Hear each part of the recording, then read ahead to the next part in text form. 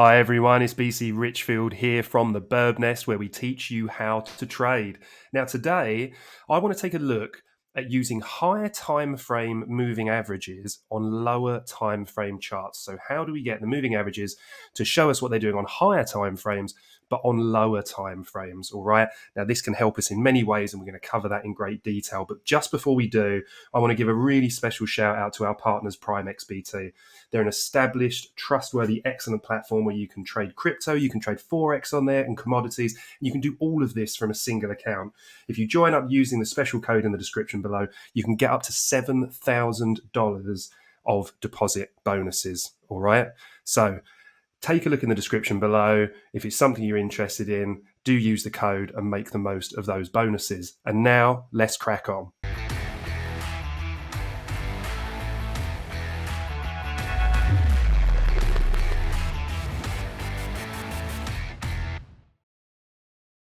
So what I've got here is I've got a Bitcoin chart and I've just got two of my favorite moving averages on here, the 20 period, which is the green line, and then we've got the 50 period, which is the pink line. Now, for those of you that know or some of you that don't, when I'm trading these, what I like to see are these bullish or bearish crosses, right? And as we can see here on the daily time frame, we get this bearish cross here. So what's a bearish cross? A bearish cross is when the lower time frame moving average, in this case the 20 period, crosses below the 50 period. So when the 50 period's on top of the 20 period, they're out of sync and it's showing bearish pressure. Now, they are obviously lagging indicators, right? So this cross that happens here is representative of the moves that happen with the candles that precede it. But the way that I like to trade it, I like to wait for price to come down, come back in and test this crossover, yeah? And then when we start to pull away from it, like we would do with this pin bar candle, or even here on this rejection with this bearish engulfing candle, then we know we've got confidence in taking our short trades to the downside. Now, we wouldn't use the daily, or I certainly wouldn't use the daily to execute this type of trade, but I would want to know what the daily was doing for an overall macro picture.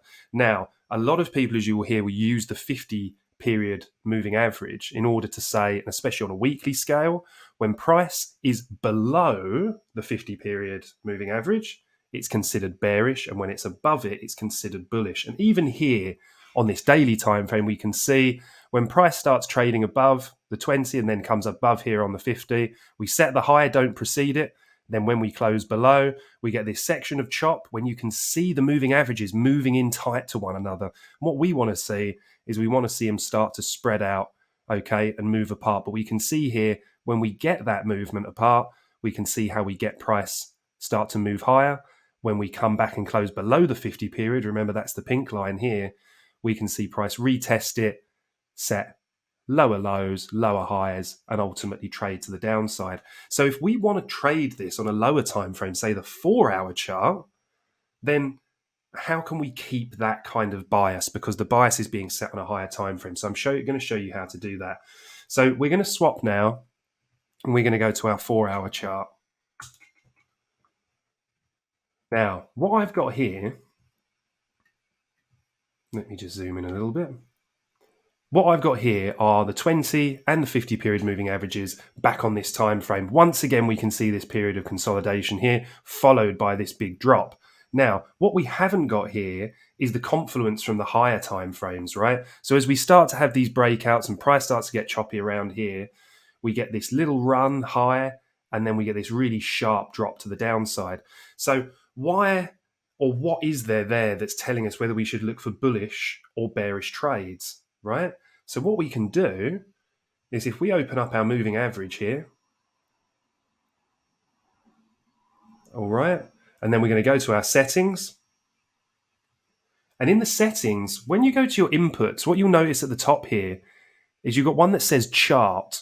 Now, what that means is when you're selecting the moving average that you want on there, yeah, then that is representative of the chart time frame that you're on. So on this one, for example, we're on the 4-hour chart, so that is going to represent the 4-hour. And what we can see is that it's overlaid the 20 period moving average because that's what we've got in here.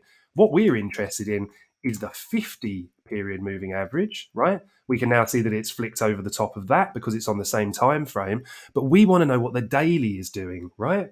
So If we go on here and scroll down to daily, what we can see is we get this representation here of what the macro trend is doing. And we can see by the way that it's curving down that that is still bearish. So that helps us stay within our bias, right? Our higher time frame bias is bearish. So what we're doing is we're waiting patiently for short trades, yeah, because we know they're the high probability setup. Now, all I've done with this, because I don't like seeing it as necessarily a straight line, as these ones are, for example, because it can be a bit confusing. So I've set it to have these dots, okay?